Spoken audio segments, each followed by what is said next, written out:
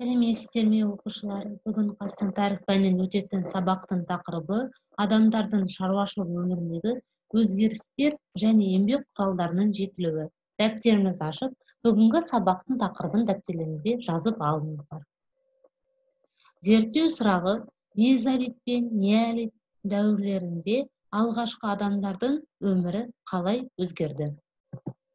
Сабақтың мақсаты тас дәуіріндегі ежелгі адамдардың өміріндегі өзгерістерді сипаттау, еңбек құралдарының жетілген түрлерімен танысу. Өткен сабақтан сіздер не білесіздер? Тас дәуіріндегі тұрақтарды анықтап білдіңіздер. Тас дәуірін зерттеген қазақстандық археологтардың еңбектерімен таныстыңыздар. Ең алдымен балалар білімнің сайтын пайдаланып, адамдардың шаруашылық өміріндегі өзгерістер және еңбек құралдарының жетілуіне байланысты бейне жазба көретін боласыздар.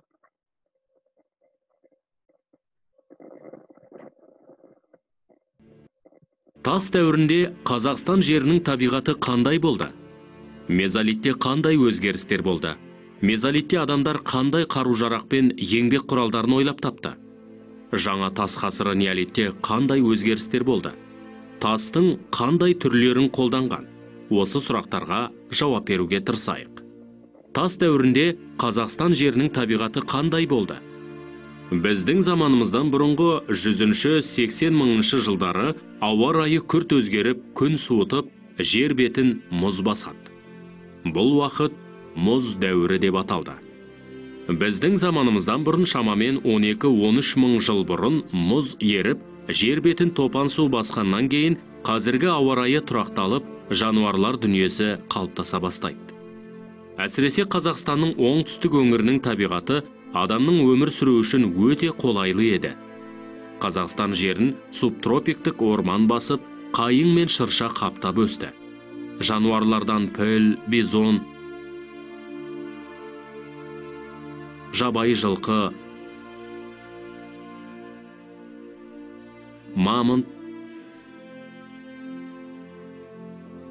мүйіз тұмсық тағы басқалар өмір сүрді. Мезолитте қандай өзгерістер болды?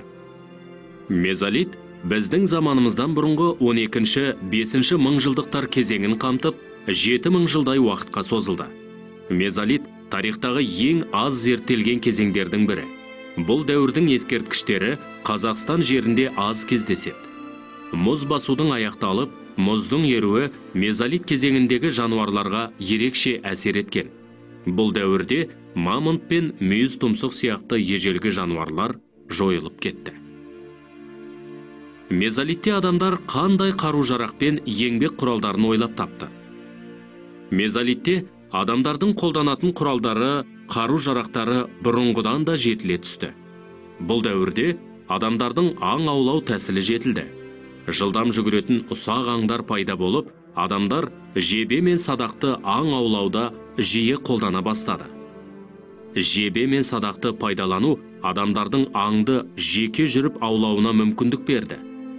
Мезолит кезінде доғал және домалақ ұшты жебелер пайда болды. Бұны адамдар терісі бағалы аңдарды, сонымен қатар құстарды аулау үшін пайдаланды. Бұл дәуірде аң аулайтын қарудың бұрын болмаған жаңа түрі шықты. Ол бумеранг деп аталды. Бумеранг имек ағаш сияқты аң аулайтын қару. Қазіргі аң аулауға пайдаланып жүрген қақпан мен тұзақты адамдар алғаш рет осы орта тас ғасырында ойлап тапты. Аңшылық одан әрі жетіліп дами түсті. Бұл дәуірдің тағы бір жаңалығы адамдар арасында балық аулау көбейді. Балық аулау суда жүзетін қайықты ойлап табуға әсер етті.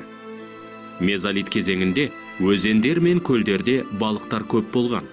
Осы кезеңде мал шаруашылығы мен егіншіліктің алғашқы белгілері біліне бастады. Тас тілетін арнайы құрал пайда болды. Тілгіштер негізінен пышақ сияқты жасалды. Адамдар тасты және басқа да заттарды кесуді, тесуді үйренді. Сөйтіп, тас құралдардың түрлері бұрынғыдан да көбейе түсті. Жаңа тас ғасыры неолитте қандай өзгерістер болды?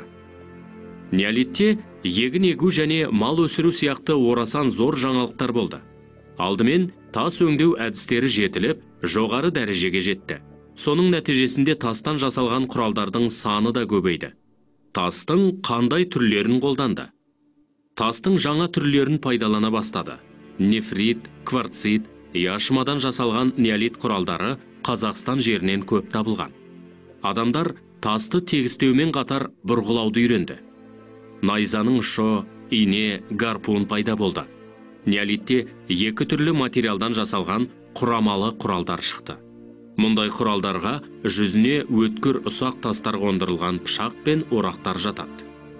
Неолит кезеңінде садақ пен жебені көп қолданғандықтан, оның түрі бұрынғыдан да жетіле түсті. Неолиттің тағы бір жаңалығы ыдыс аяқ жасау. Ыдыс жасауға саз балшықты пайдаланды. Алғашқы ыдыстардың сыртындағы өрнектерде геометриялық стиль көп кездеседі. Бұл кезеңнің басты ерекшеліктерінің бірі адамдардың жабайы жануарларды қолға үйрете бастауы. Ең алғаш адамдар үй жануары ретінде алдымен итті қолға үйретті. Осыдан кейін ғана мал өсіру ісі қолға алынды. Адамдар жер өңдеудің жаңа түрін ойлап тапты. Осылайша егіншілік кәсібі дамыды. Неолит кезеңінде алғашқы кен өндірісінің негізгі белгілері пайда болды. Сонымен, неолит кезеңінің ерекшелігі өндіруші шаруашылықтың және өнімді еңбектің болғанына көзіміз жетті. Мұның бәрі тарихта неолит төңкерісі деп аталады. Балалар, біз бейне жазбаны көріп аяқтадық. Ал енді бірінші тапсырмамызды орындайық. Дәптерлеріңізді ашып, бірінші тапсырма деп жазып алыңыздар. Бірінші тапсырма мезолит пен неолит дәуірлерінде болған жаңалықтарды ажыратыңыздар. Бірінші, мұз еріп, табиғат өзгерді. Мезолит дәуірінде ме, немесе неолит дәуірінде ме? Біреуін ғана жазамыз. Екінші, ыдыс жасауды үйренді. Мезолит дәуірінде ме, немесе неолит дәуірінде ме? Біреуін ғана жазамыз. Үшінші, ірі жануарлар жойылып кетті. Мезолит дәуірінде ме, немесе неолит дәуірінде ме? Төртінші, егіншілікпен айналыса бастады. Мезолит дәуірінде ме, неолит дәуірінде ме? Бесінші, жебелі садақ, бумеранг, қақпан мен тұзақ пайда болды. Мезолит немесе неолит дәуірінде. Алтыншы, жабайы аңдарды қолға үйрете бастады. Мезолит дәуірінде ме, неолит дәуірінде ме? Жетінші, балық аулаудың көбеюі қайықты ойлап табуға түрткі болды. Мезолитте ме, неолитте ме? Тас өңдеу әдістері жетілді. Мезолит дәуірінде ме, неолит дәуірінде ме? Тоғызыншы, мал шаруашылығы мен егіншіліктің алғашқы белгілері пайда болды. Мезолит дәуірінде ме, немесе неолит дәуірінде ме? Оныншы, кен өндірісінің негізгі белгілері пайда болды. Мезолит дәуірінде ме, немесе неолит дәуірінде ме? Біреуін ғана таңдап жазамыз.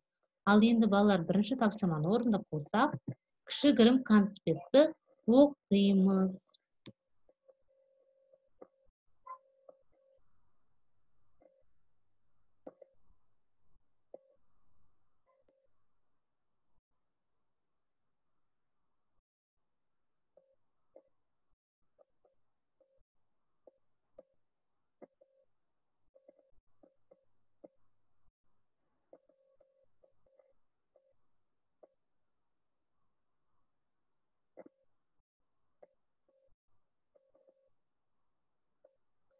Балалар, кішігірім конспектті оқып болсақ, екінші тапсырмамызды орындайық.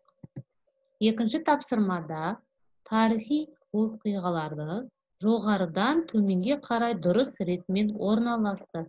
Балалар, бізде осы берілген оқиғалар, олар бізде араласып тұр оқиғалар.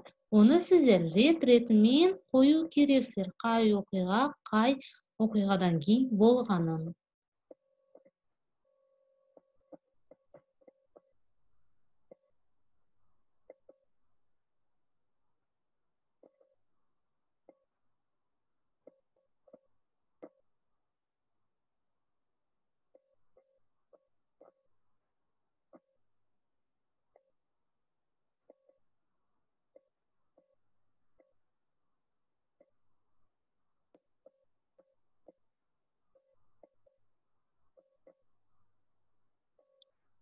Окуучулар тапсырманы орындап болсак, бүгүнкү биздин сабак аякталды. Сау болуңуздар.